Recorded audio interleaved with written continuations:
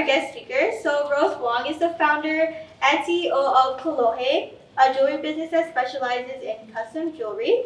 And she is the creator of the original custom jewelry bar, where customers can design their own unique pieces of jewelry on the spot by choosing their chain, charm, and style. And she's going to be talking more about her journey in her business.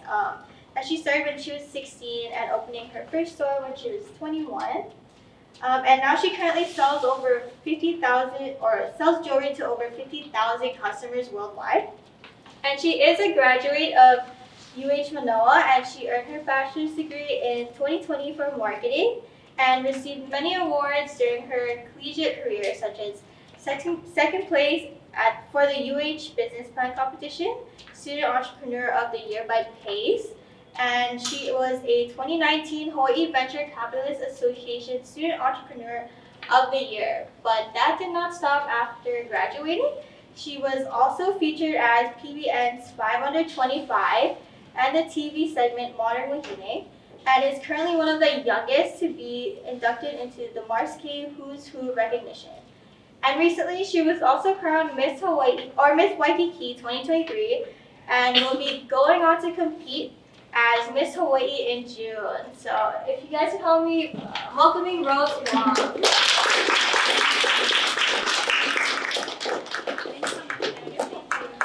Awesome, I'm super excited to be here because this is really where I started. I used to sit in those exact seats just like 3-4 years ago, so it's really exciting for me to be here. How many of you guys have a business? I just want to kind of see a show of hands. You, some. Interested in entrepreneurship? Yeah, awesome. Okay, well that's great. This is a great start. And I think just the fact that you guys are here in this room, says a lot. And that'll help you kind of stand out and, be able to do more than the norm. And that's really all that entrepreneurship is. So I'm very excited to be here. PACE has been really, really good for me and good to me. And, I think the most important thing that I'm going to be able to share with you guys today is someone who has been through all of the programs and someone who was sitting in your seat and then made it out and did really well with it. So, anything with business is on Google now, so all the resources are on Google. You can Google anything. So I'm really going to be here to just share my story and hopefully inspire entrepreneurship and, give you the courage to take the first leap into entrepreneurship. All right. So I'm going to really quickly kind of go over my story. I have a short intro video that really summarizes it, so I don't have to spend too much time on that. Go over my business story, and then a few real life business scenarios that have happened, because I think the real life experience is going to be really valuable to you guys. And then we'll end kind of with the talk story Q&A, because I really want you guys to be able to ask any questions that you have. So just keep that in mind. We like questions. We want questions. All right, awesome. So first, thank you, Danny, for that wonderful introduction. My name is Rose Wong. I am very passionate about all things leadership, entrepreneurship, and innovation, so I love to share and teach wherever I can. I am the founder of Kolohe. We do have 2 store locations. We have an office space downtown and currently 10 employees. I am 24 years old, and I did graduate from Kaiser High School, so public school, and then from Manoa in 2020 with a degree in marketing. I was also a previous president of HSC, so I did what Danny does. I put together all the events. So I think it's awesome if you guys are involved with a club, or if you're on a board for a club. I think that says a lot about you, and gives you a lot of experience to go out into the world after college. And these are just some things that I was featured in. Okay, so we'll start with the video. I started my business as a 16-year-old in my dad's laundry room. My goal was to open up my own doors and be a good role model to my siblings and other young female entrepreneurs, to show them that it's possible to pave your own path. So I started selling in stores when I was in high school. I started doing pop-ups and gaining recognition in college because of my community involvement as president of the Entrepreneurs Club. Because of this, I opened my first store at 21 years old, finishing my senior year of college. We were asked to open a 2-month summer pop-up at the Lohilani Resort, which got extended year after year. I went from being a one-woman pop-up business to having to hire out a team of 6 before I graduated. I met my business partner Megan when our company was very small. Together we carried our business throughout COVID and actually opened our flagship location right in the middle of COVID. Because of our perseverance, our business started to thrive and grow at a rate that we didn't expect. We figured out what truly made our business special, and our custom jewelry bar was born. We believe that jewelry should be made to fit you and to make you feel confident. Our pieces are hand fabricated in-house by our GIA certified jewelers. You can shop in store for one of our one-time designs, or you can create your own unique piece on the spot at our custom jewelry bar.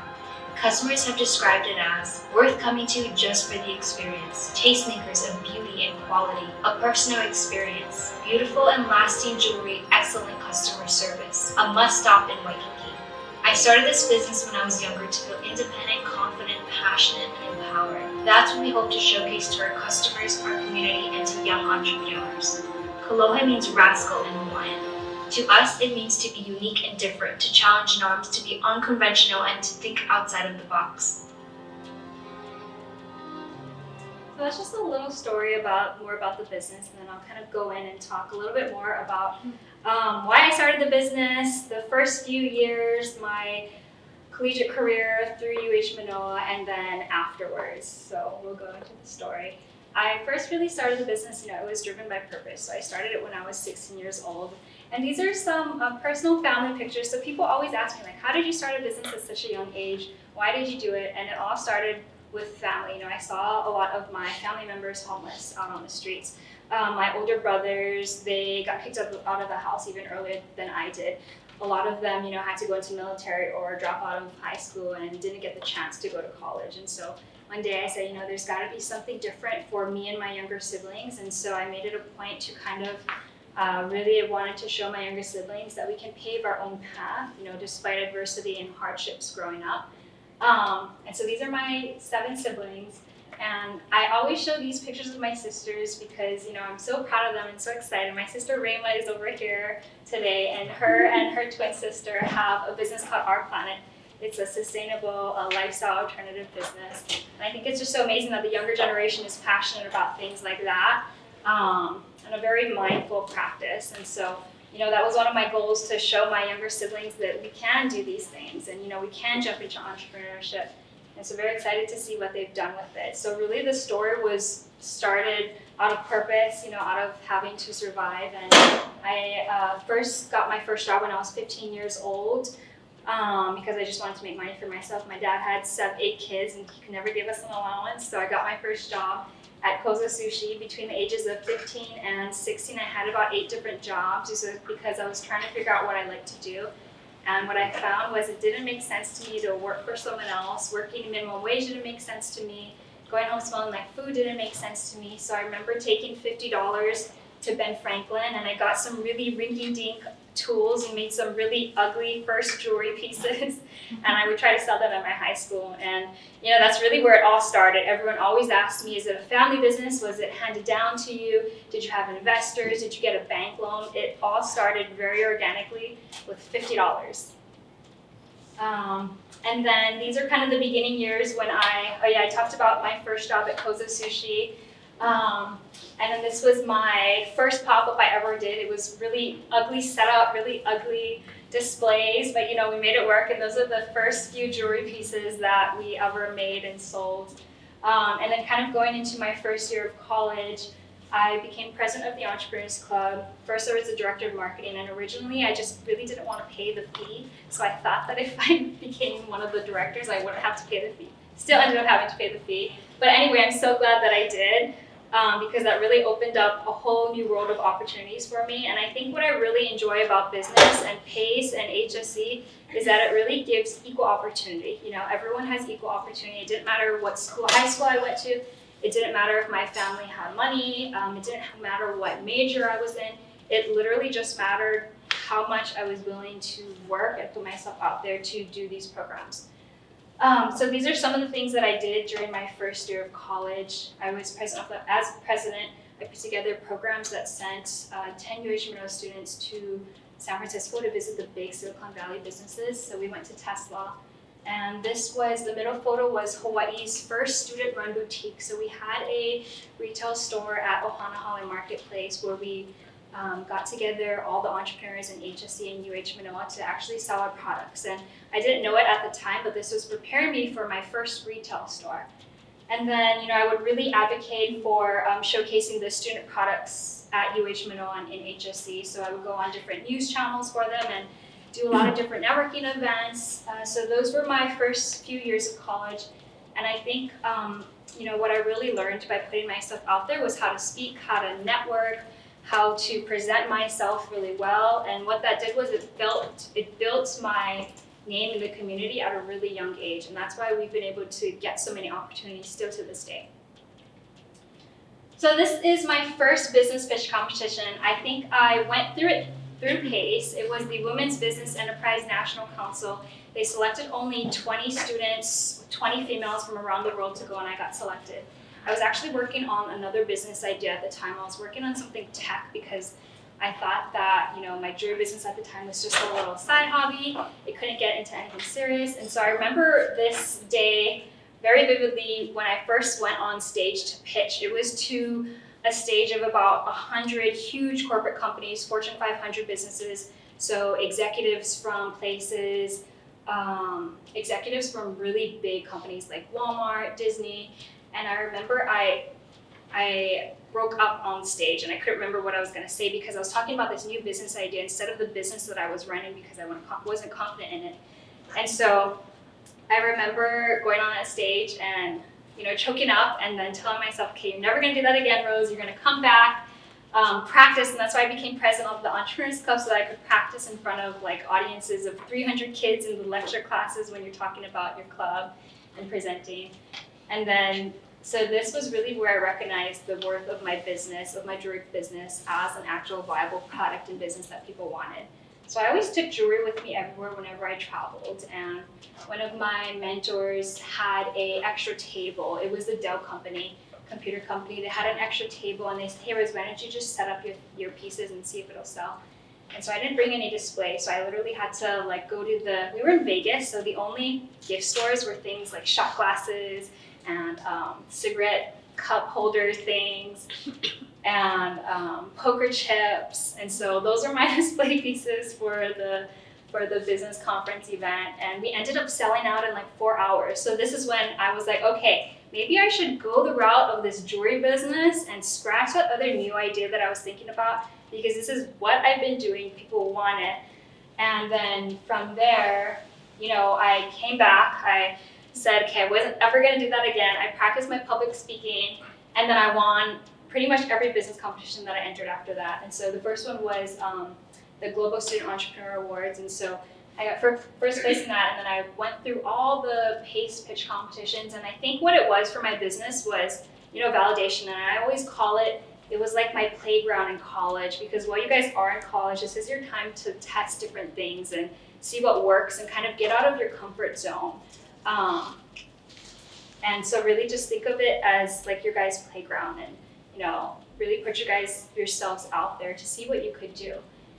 And so that's how I got a lot of the awards, like Student Entrepreneur of the Year, Hawaii Venture Capital Association. And because of this and all the branding that I did in the community, all of the events, this opened up our first year in retail. So the hotel at the Aloha Resort actually reached out to me and they said, hey Rose, we just did a huge $100 million renovation on this hotel. We think your branding would be a good fit. Do you want to do a 2-month summer pop-up? And this is when I was still 21 years old, so I was still in college, finished up my last semester of college. And I was like, okay, that sounds crazy, but yes, let's do it. I never had plans of owning a retail store, so we very organically went into retail. This was my first business deal and my first year in retail. Both of these things came because of my involvement at UH Manoa and with PACE. So this was my first huge check. It was $20,000 for 10,000 wave rings that a subscription box in LA ordered from us through a contact that I made in HSC. And then the retail store also came through a contact in HSC. So it's really important to build those contacts now while you guys can. And I always tell people in college, everything is free when you're in college. So take advantage of that because it's definitely not free after college. So this was our first year in retail. This was our little retail store, and People love the custom jewelry bar experience, and we did jewelry classes. And I remember all the hotel executives would come in and they would ask me questions like, "Oh, how old are you?" And I'm like, "You gotta ask a 30-year-old that." And so I felt like I really wanted to make my mark with that 2-month summer pop-up. And we did exactly that. Every customer absolutely loved us. They spent like 4 hours at our custom jewelry bar instead of going to like North Shore. So we really did well with that experience and really going above and beyond in the product and the offering that we were giving to our customers. So the hotel saw that. They actually extended our 2-month summer pop-up to 6 months to 1 year. And we're now on our 3rd year with the Lohilani Resort. It's a really high-end resort. So, we're very blessed to be there, and it's been a really great marriage between our business and the resort. And then comes COVID. So that was 2019 when I opened my store, and then COVID happened and it shut us down. And we thought it would be a good idea to open up another store right in the middle of COVID. And I remember that I was just so determined, not to have our sales drop during COVID. And I heard a lot of people in the community say, if your business can survive COVID, your business can survive anything. And so I was like, okay, we're gonna make it a point, we're gonna do well, and we're gonna thrive because of it. And so this was when my lease agent took us to tour another retail location in Waikiki, and this is what it looked like before. And I remember when we immediately stepped in, we were like, this is our next spot. And everyone thought we were crazy for opening a store in the middle of COVID. And honestly, I always tell people, the reason why I did this is because I wanted to trust that kind of gut feeling that I had about doing this. Or I wanted to see if maybe I shouldn't be that risky and I should take a step back. So this really set the foundation for trusting this gut feeling that entrepreneurs kind of have. So it was rough for the first few months, but then it just really started to skyrocket. And it really solidified our place within the tourism industry. And what I love about being in Waikiki is that it brings in new money to Hawaii instead of recycling it. So I really like that we were able to create this business model that helps the local ecosystem in our own little way. So this is what the store turned into. This is what it looks like now. We did these renovations all in-house. Rainbow was there, my brother was there spraying the walls. We refurbished all of the furniture and we made it look really, really beautiful. Currently, we have also an office space downtown. This is our team. We do celebrity weddings, so we got to meet Bretman Rock at one of the weddings we were hosting. The Four Seasons Resort also invites us back periodically for their trunk shows, and they're now carrying our pieces in store, so we're really excited. And so I think it's really important to show this because all of the earlier things that I did while I was in college, really set the foundation for myself for these opportunities. So you might not know it, you might not see it now, but I promise you it does make a huge, huge difference just how you take care of the little things, how you do whatever your industry is, whether you're going into entrepreneurship or whether you're going into finance or something else. How you do the little things will really set the foundation for the bigger opportunities later on. So now this is remember that really ugly first jewelry pieces that I made and I showed you? This is what our jewelry looks like now today. So we've definitely upscaled. We now do wedding rings. So I sell pieces anywhere from $65 all the way up to $10,000 for wedding rings. And just in a small time span, we were really able to grow. So this was the trunk show that we did at the Four Seasons. And that came from a contact at the Lohilani Resort because people always saw how hard we were working. So another lesson that I learned is people want to help you when they see you working hard. I've had people donate furniture for our stores when we were renovating, really nice marble furniture, who said, I just want to help you because I always see you working so hard with a smile on your face. Same thing with the contact for the Four Seasons Hotel. They always saw how hard we worked. And that's the reason why people are just kind of gravitate towards you if you have this passion, energy, and if they can tell you're genuinely interested and excited about it. So this is what we currently sell and what we currently go. And this is where I am now today. So we're on track to hit our first $1 million year in sales. So we're super excited about that. Right now, I'm kind of exploring creating a lifestyle business and returning to the roots of why I went into business. I think COVID really put a survival mode on a lot of businesses. And now that it's kind of the first official year out of COVID, taking the time to return back to really why I started the business. And when I say lifestyle business, this is actually a term that I heard from one of the business owners when I was a student at PACE and UH Manoa. Lifestyle business is basically a business that you create around your lifestyle instead of the other way around. And so what that means is, what do I want my off days to look like? What do I want my employees to look like? What do I want my income to look like? What do I want my family life to look like? And kind of molding it really intentionally around those things. We are also getting to the next level of small business. So I think small business has a lot of different levels. And I think, you have the starting phase, you have the growing phase, and then you kind of plateau because it gets really hard. It gets hard to kind of grow outside and break through that ceiling. And so that's the stage that we are at right now. And you see it happen so often with small businesses where they will give up and they will scale down. Or they'll say, I don't know how to handle all the finances. I have a hard time handling all the employees.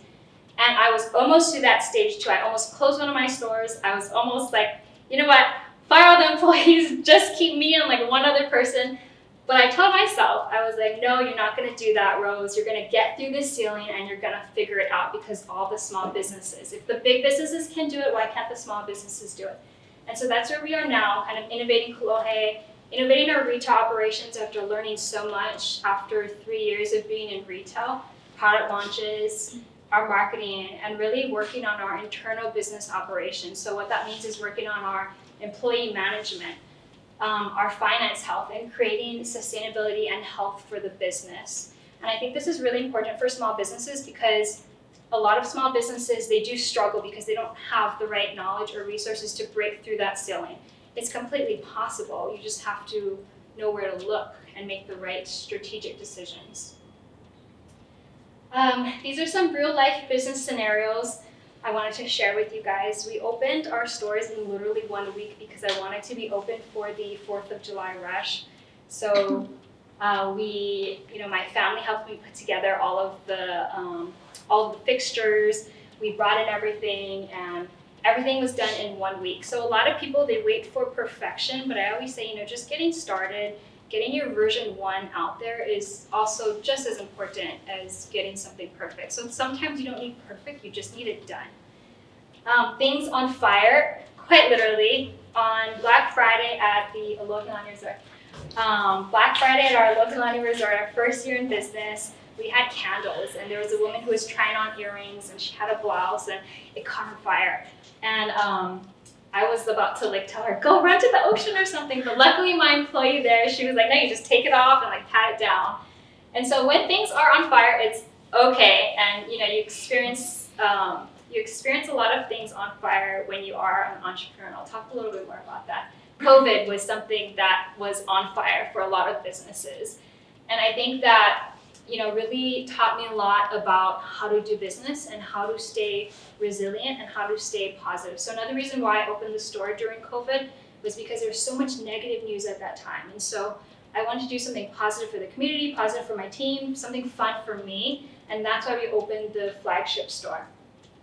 People are always gonna be a big challenge, dealing with employees, partnerships. All entrepreneurs will have horror stories, will have great stories of employees and dealing with the team.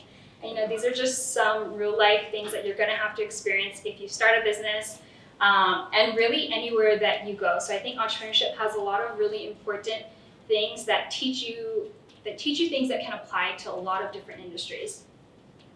Trademark issues. Right now we're in a 2-year expensive battle with another company from the mainland who has the trademark for Kolohe. They're not even a Hawaiian company, and we've been going through that, and it's been such a headache and so much legal documentation and documents of everything. So I think if I could have done something different at the start, since I started it when I was so young, I would have had things a little bit more organized, keep records of everything. So that's another thing that we're kind of going through. Personal life, that's a real life scenario for everyone, and it's especially hard when you are a business owner and an entrepreneur, because you gotta figure things out. If you don't know something, you gotta figure something out really fast, because you have your team, you have your leases, you have bills to pay. Our payroll is about $20,000 to $30,000 per month. So, it's not like I can just take a week off if something happens. And that's why I'm in this stage now where I'm kind of setting it up as a lifestyle business, so I can give myself that freedom for that. But personal life is always challenging when you are an entrepreneur, and I'll talk a little bit more about that in the next few slides. Another challenge is startup to CEO challenges. I never considered myself a CEO. I never like to call myself that until this year, because I feel like this year is a year where we're a bigger business, we have more employees, we have bigger revenue coming in.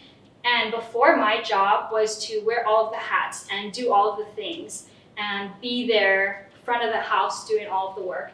And now my job is to delegate. My job is to read the profit and loss statements. My job is to read through the leases, and my job is to make sure that we're managing our team right. So I switched from my startup hat into my more CEO hat now. Another real life business scenario is advisors and mentors, and that's super important. All of my advisors and mentors, I established them while I was in while I was in college. And that really helped because, like I said, everyone wants to help people who are in college, and that'll carry you guys throughout your college years too. So one great example is, I remember I was in I think it was a finance class, like right across the street, right across the room actually. And there was a guy talking about how he was the CEO of a company through 9/11 and what he did on that specific day. At the end of it, he said, does anyone have any questions? Of course, no one likes to ask questions, so I was the only one who raised my hand.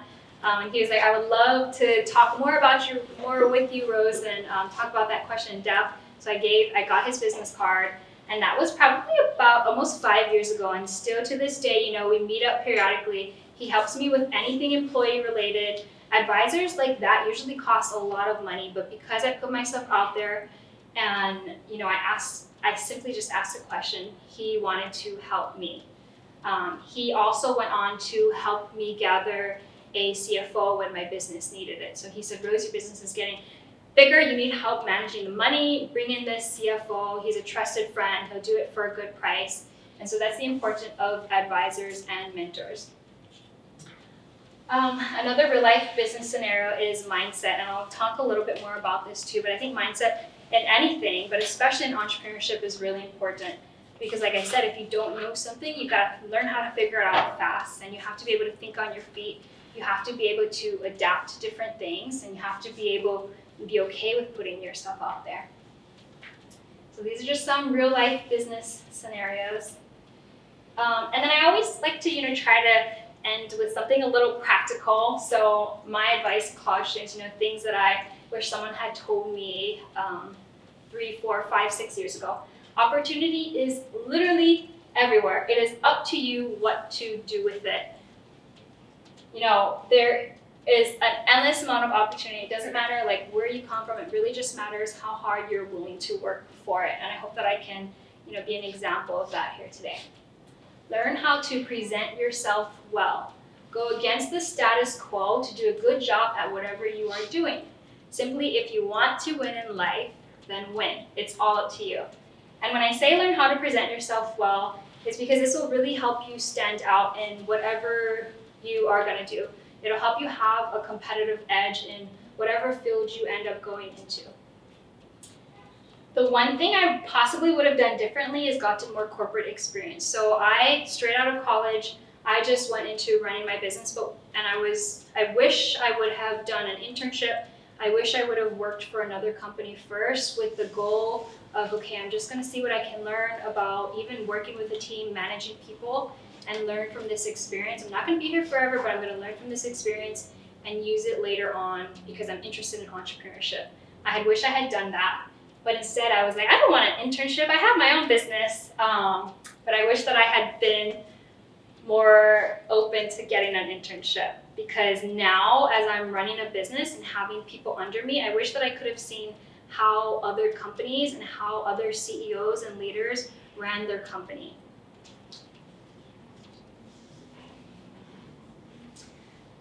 Like I said earlier, the entrepreneurship mindset can be applied to a lot of different areas of life. One huge thing is motivation and discipline. There's no one technically telling me, hey Rose, you need to go to work at this hour.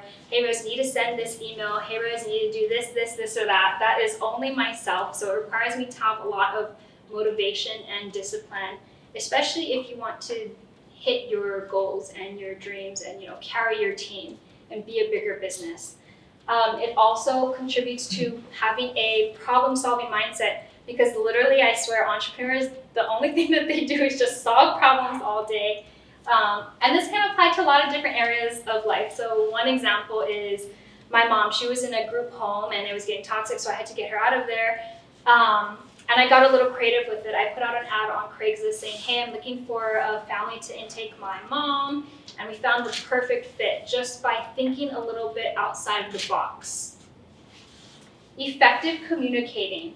So being an entrepreneur really helps you develop your communication with how you talk to your partners, how you talk with your advisors, how you talk with your employees, and also how you talk with even your boyfriend or your girlfriend or your family members. It feels a little sometimes like you have too much knowledge and power, because sometimes the same way that I talk to my employees and get things out of them, I'll do that with my boyfriend.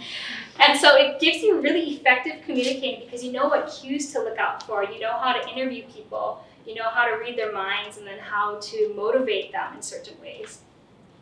Challenging and progressing yourself. There's no way to challenge and progress yourself like being an entrepreneur. Because I swear, everything in entrepreneurship is just challenges, but once you get over the challenges, it's really satisfying. You can be really proud of yourself, and so it progresses you very, very fast.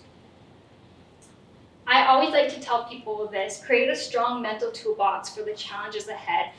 I think, in life, we're all going to experience challenges, and I think the more that you can add to your mental toolbox to help you get through those challenges is really important. So I always encourage to read books.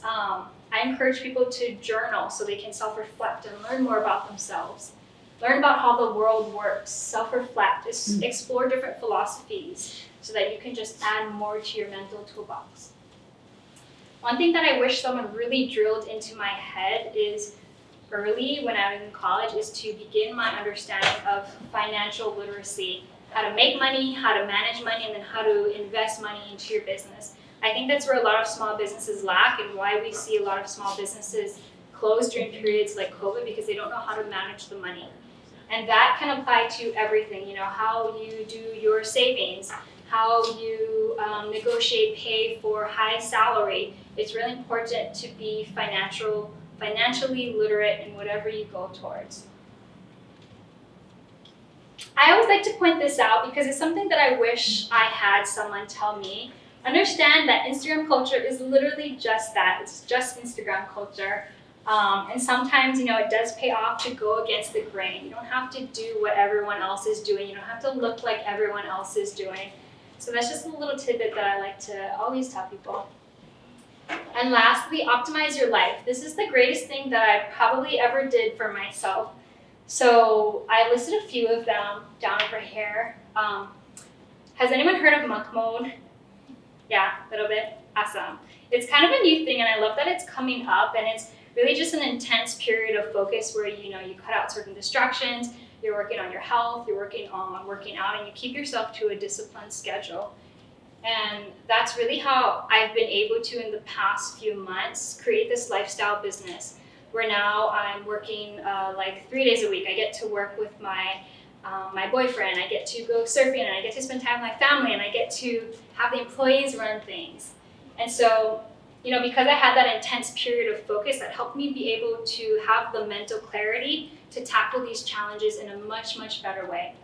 There's a lot of YouTube videos about it, so it's a really interesting concept, monk mode, that kind of goes into the growth mindset. I think, while I was at UH Manoa and while I was younger, I was a lot more feisty, and I was a lot more like, oh, I can do anything. And then as I grew up and there were people around me who were presented as challenges that kind of broke down that feistiness a little bit, it's always important to return and keep that growth mindset. Hi, ladies. So having a growth mindset is super, super important. Developing your growth mindset, super important. And that goes into self-awareness. I know that I have a lot of faults, but I also know how to work on those faults because I'm self-aware about them. I know what I need to do when I need to calm my brain down a little bit, or I've had too much adrenaline from doing business stuff. It's really exciting when you have like a really great sales day and then it's just a lot of adrenaline. So sometimes really grounding myself is good. Again, financial literacy, health. I think after UH Manoa, I went straight into the retail store, and then I went straight into COVID, and that super really affected my health, where I lost a lot of weight and I like couldn't eat. I was like at a total deficit. I got really skinny and I got really picky, where I just didn't even enjoy food anymore. And so, by optimizing my life with all of these different things, I was able to kind of take a step back and remember, like, hey, there's things that are more important than like making all the money in the world and really taking care of my health, because if I can take care of these things, then all the other things will come. So that's the stage that we're in now. And, it's just been really amazing to see what it's been able to do for my business. Inner circle is super, super important. I am definitely a quality over quantity type of person.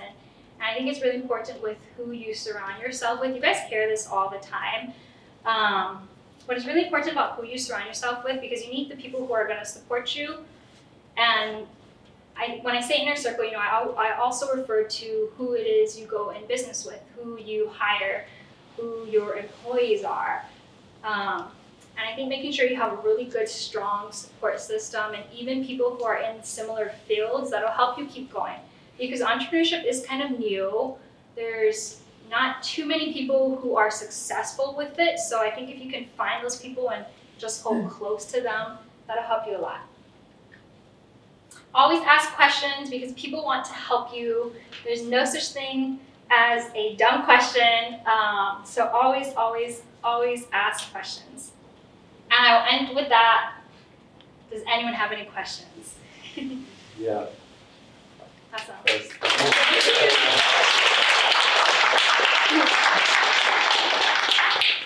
Thank you very much. So my question is, how do you determine what the next milestone for you should be? I think that is something that you know kind of internally. And again, it's following that gut feeling, and also following what is naturally, organically building in your business. So I would say, for me, we've had a lot of people ask us about wedding rings. We weren't ready for it until the point where I was like, okay, we just need to like dive into it. And so listening to your customers will add to it too, with what stage you should kind of direct the business to. And I think that the biggest part from my experience is, what do you want to create? What's the next big thing that you want to do? What do you want to reinvent yourself with? Yeah. That's how you're going to go.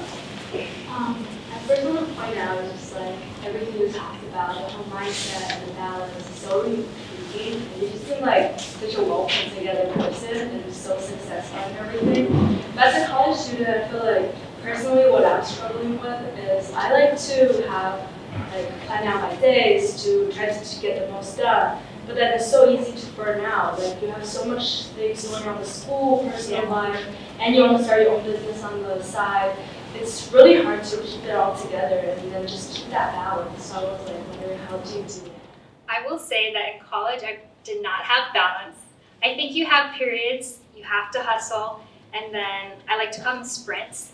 And then I think you have periods where you can also be a little less, do a little less, and enjoy it a little more. And that's what monk mode is. So monk mode tells you, okay, for this 3-month period, I'm going to be honed in onto this, so that way I can enjoy the next few months, kind of being a little bit more carefree.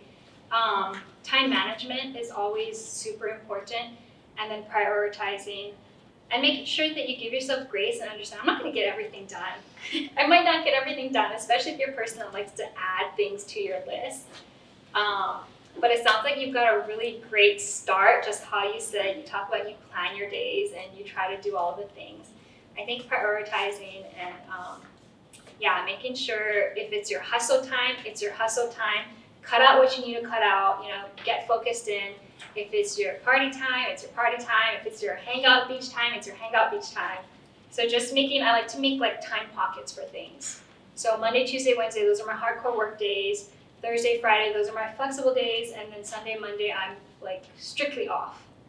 So I think if you have those time pockets for all the important things, then you can do that. And when you are a person who likes to always do things, it took me years to figure out, okay, maybe I shouldn't do so much so that way I can have the brain power to do all the things that I want to do. So those rest days, definitely make sure you have those rest days. Yeah, it's a good question. I remember you saying that you started your business off with only $50 and then you were going to spend Franklin's. How did you upscale your business and improve the quality of your jewelry and also sort of you reinvent yourself? Yes, very organically. So I started with $50, made the first really ugly few jewelry pieces, sold them at my high school.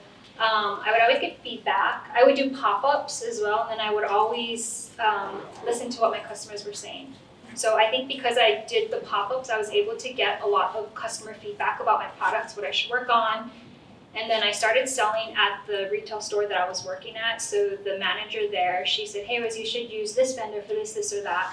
So when you start it kind of organically, I feel like people navigate around it and will help you do that.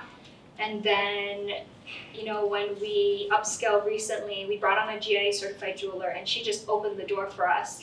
So bringing in someone who was a professional in that industry really helped us. And then I also get to learn from her. So I think organically it will get better. My first jewelry pieces were so ugly. My first Instagram page was so ugly. How I presented myself wasn't that great when I first started, but I just started somewhere. So I think as long as you just start, it's gonna get there, I promise you. Yeah, definitely. I think I saw a hand over here. No. Yeah, so a little bit related to other questions, and you said like the deciding the priority is the better with the time management. What is your top priority for now, like expand business, or you want the priority on your life? Right now, it is the priority of my life, and when I do that, then I will be able to expand with a much better mindset. So I think with anything, like you have to hustle to get it to a certain point, and then once you can get to that point and kind of relax a little bit, then you have to know when to take that step back. And when you are able to focus on your life, I think for me, it also gave me that mental clarity to make better business decisions. Instead of acting out of impulse or I was eating at a deficit. I must have not made some great decisions while I was doing that because my physical body was weak. So that's what I'm prioritizing now. It's going to be different for everyone. It's different for everyone. It's a good question. What's your management style and how did you get there? My management style, I want to say I am very strict but loose, if that makes sense. And I'll explain it a little bit. So with my team, I'm very strict in the sense, like I try to run things as a bigger company. Even though we are a small company, I try to run things as formal as I can as a bigger company. I make sure everyone, knows the deadlines. I make sure everyone, if something happens, and I'll call them out on it.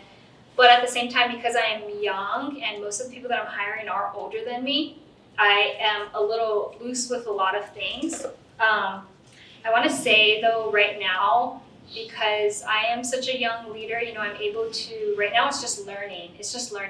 And so I tell myself, Rose, just go through all the lessons, like fill as much as you can with the team, learn all the lessons so that way by the time you're like 28 or 30, no one's going to be able to mess with you. So I think having that testing period is really important. And I have a vision of like the type of boss that I want to be in my head, but I still know that I have a lot to learn to get there.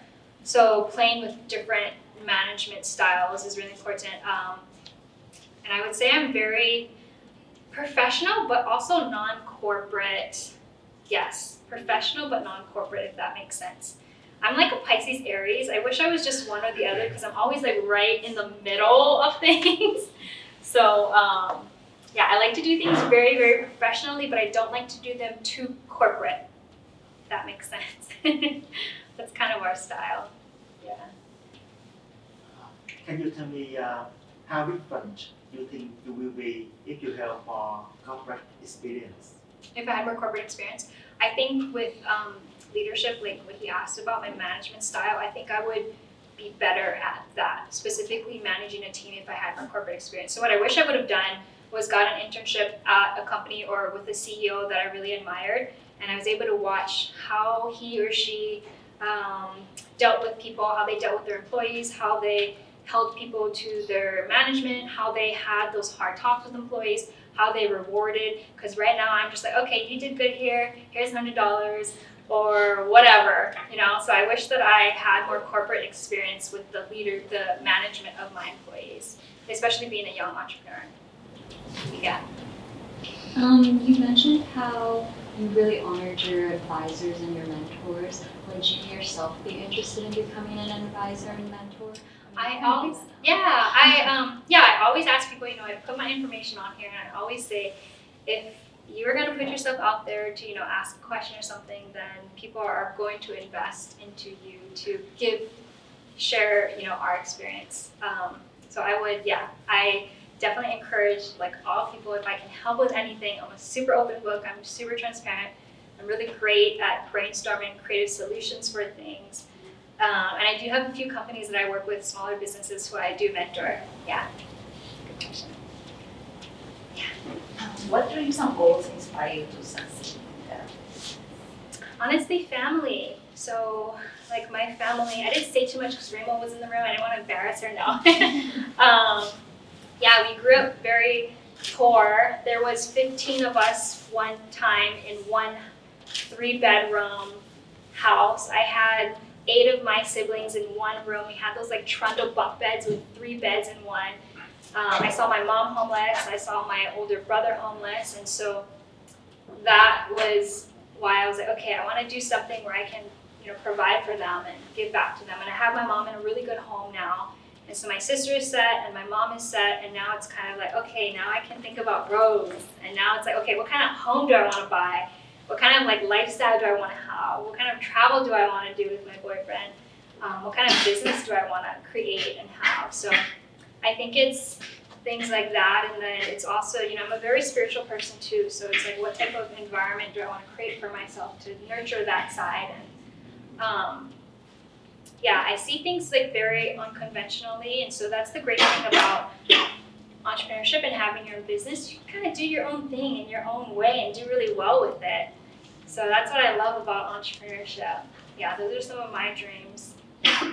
What spiritual book would you recommend, or the one you like the most that you read so far? I think a good, easy one, Deepak Chopra.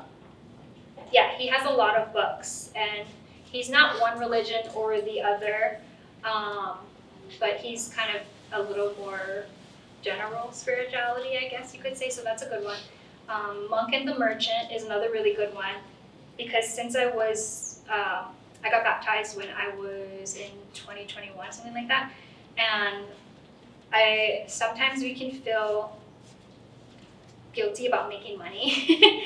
So someone in my church said, hey Rose, read the book The Monk and the Merchant. And so that really helped me have a better mindset about money. So that's another good one that I like. Yeah. Thank you so much. Yeah, of course. How was your transition from graduating college into going straight into like the business world? How did you kind of adjust to that? Oh, I was forced into just COVID, so I think you guys all have, I didn't even get to walk. So I think you guys will have a little bit of an easier time. And it was an adjustment, definitely. And I think something that I wish I had done a little bit more was maybe enjoy my time, because I was always like, I want to be with other entrepreneurs, not students. I want to be doing this, this, or that. But I wish I just like sat still and, you know, enjoyed my time. Even when I was walking up here, I was like, wow, it feels like I was here so long ago. It's only 3 years. I think a lot of people do struggle, though I do see this with a lot of friends. People are comfortable in school because it's what we know, like from when we were kids, right? And so I think a lot of people struggle to kind of get into the world. So maybe one thing that you guys, you know, I would say is slowly ease your way out by getting involved with something like outside of college too. I think that helped a lot. So yeah, I love it. I used to hate going to class, so I would always be the one like making my jewelry in class or getting yelled at by the teacher because I was working on my business. So yeah. How did you manage like the college while trying to build your business at the exact same time? I blended them. So that was really easy because PACE and HSE, they had a lot of programs that contributed to my business. So I was able to do that really well. At one point I was on probation, academic probation, and then the next semester I was on the dean's list. So I was very up and down with it. But I think what I would have done, because I didn't know everything that I was learning in college would have helped me a little bit more if I pay attention, if I did pay attention. So one thing I wish I paid more attention was in my finance classes. And another reason why, one thing that I did really get from one of my classes, so one of my mentors now, he's a possible potential investor, and he did create a really good partnership between me and someone else, and he was able to reference me. He asked me, Rose, do you know what net promoter score is? Does anyone know it? Yeah? What is it? It's, what is it, if you like rate out of 10, Yes. you're 9 and 10 minus. Yes. Yeah. So he asked me that, and he said, I ask everyone that, no one ever knows it, but I remember that from one of my college classes. So he was like, that's what really impressed him. So I wish I paid a little bit more attention in the classes that could have helped me a little bit more. But I got very involved, and because I kind of merged the two, then it was really easy to manage both. PACE, I don't know if they still do it, but they have like after hours here, so I could study here and like do my classes here and my homework here. So I think that's how I did it. I merged them together. Yeah. Any other questions? Yeah. As far as like your manufacturing process goes and your like target market and audience, do you manufacture them yourself or do you outsource them? And what's the best target market? Yeah, so I'll answer the first question about the manufacturing. I started the business hand making everything myself. And then as we grew, I got a team to manufacture, and now it's completely hands off. So it feels really great having someone to do all of that.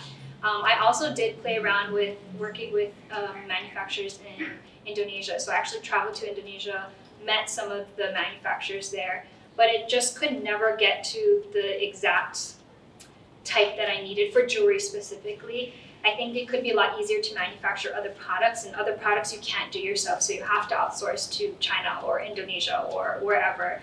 So I think it really depends on your what type of industry you're in. It is really nice to keep it in-house because, like, during COVID, there were a lot of supply chain shortages. We didn't experience that at all because we made everything in-house. All of our vendors were US vendors, so we were able to get everything really nicely. You can also control the quality of things pretty decently, although it does end up playing a part when you make things handmade because you're not just taking in inventory, you're taking in work in progress inventory. So the back end finance part of where you put that on your P&L gets really messy. So I would say it depends on your industry. Probably if you can get it outsourced, it would be better too. And then your second question was about the target market. We developed ours very organically. So because I did the pop-ups at an early stage, I was able to see who my customer was, and I was able to get feedback from them. And then I didn't know, before it was locals. When I did the pop-ups, it was all locals. And then when I opened the retail stores, it changed all to tourists.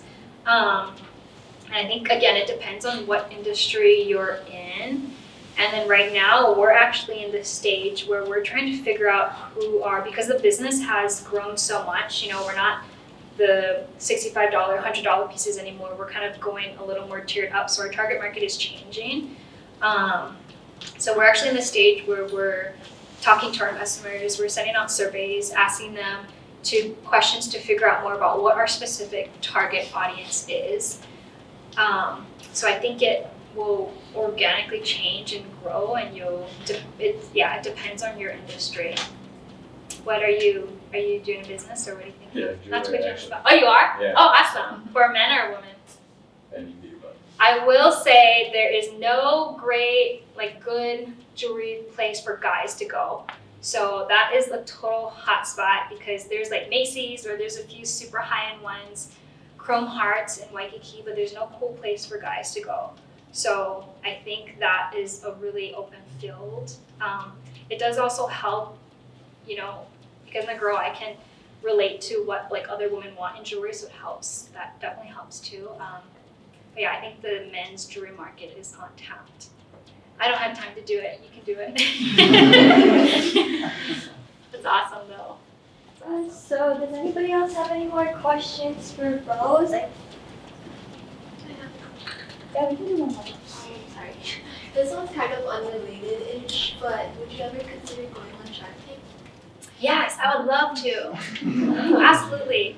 I already have my pitch down and everything. No. Yeah, I love doing all the business pitch competitions, and I think I will. Yeah, I think I will apply. It's just a long application, so when I'm ready for all the paperwork. Yeah.